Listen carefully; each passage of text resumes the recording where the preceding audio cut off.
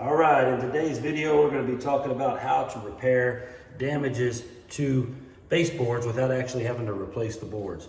In this case, it looks like a dog or something chewed up the corners, and I need to repair that.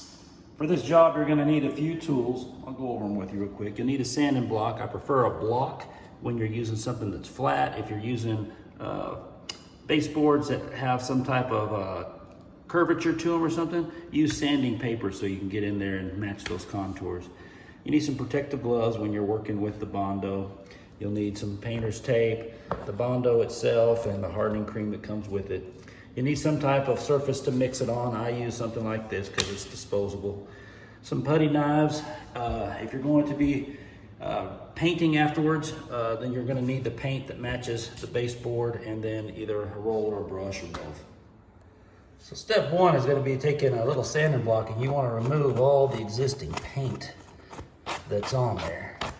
This one's been painted over to make it look better, but we're going to go ahead and take that off to repair it. Okay, we got that cleaned up. If the paint is sticking really well and you're having a hard time getting it off with your sanding block, you can use something like a putty knife to scrape that off, and then use the sanding block to polish it clean. I went ahead and I took care of this little part down here as well because I saw that it started to separate, and since I'm working on this corner, I might as well knock that out as well.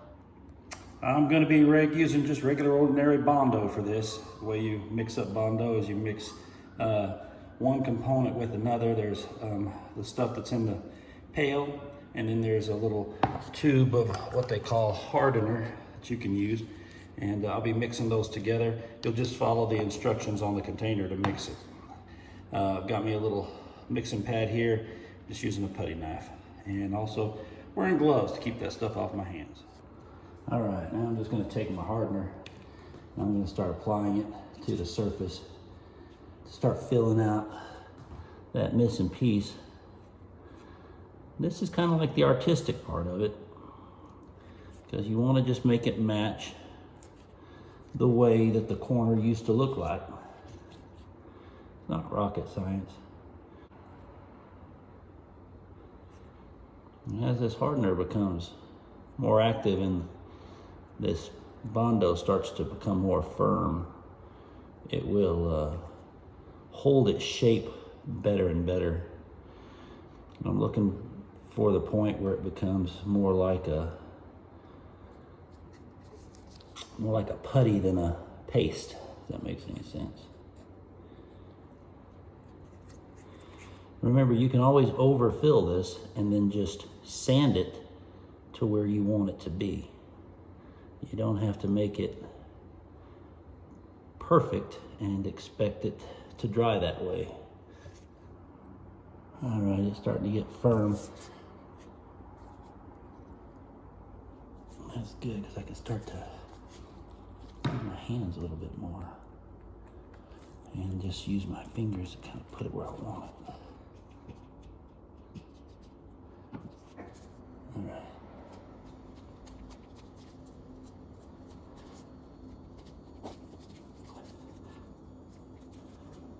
All right, I'm gonna let that harden. I'll also work on the bottom part of the floor. Put down a few pieces of painter's tape.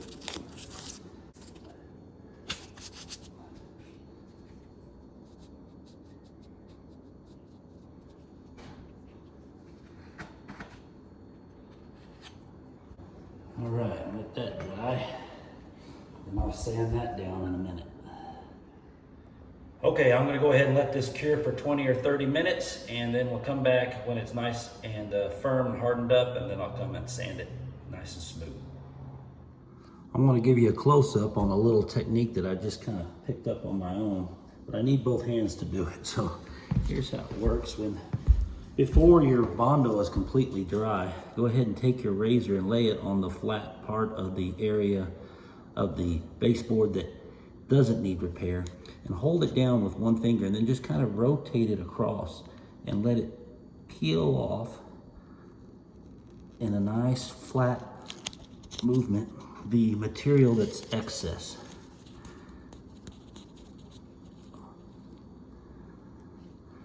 And that way, as it dries, it'll dry much flatter and resemble the original way it should have looked from the beginning.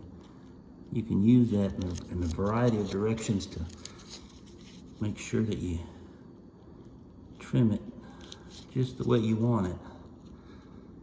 And it seems to work a lot better before the Bondo is completely dry.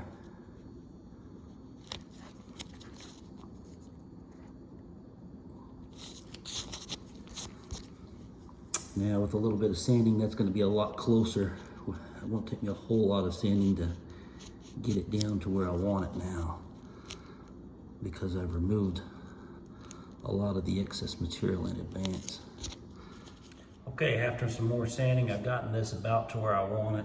It's looking like it's pretty flat, and it's going around the edges the way I want it to. There's still some imperfections in there, but I think I can fill those in with just regular drywall putty to make it a nice smooth finish, and I'll have more working time with it. And I'm also been working on this corner over here in the video. It still needs to be sanded, but it's pretty close. And I'm gonna finish up now. I'm gonna start getting this work area cleaned up so I can get it ready for a little bit of paint.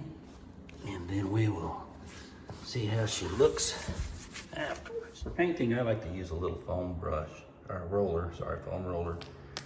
And I use my dry wall knives just to kind of give me something to protect the floor so I don't have to do a whole lot of taping or anything. All right, we're semi-finished right now. You can see the paint still drying, but overall a much better look than before. Can't really see those teeth marks that the dog had left chewing it up. Looks a little bit more like a corner, a lot less rounded off. We're gonna call this good.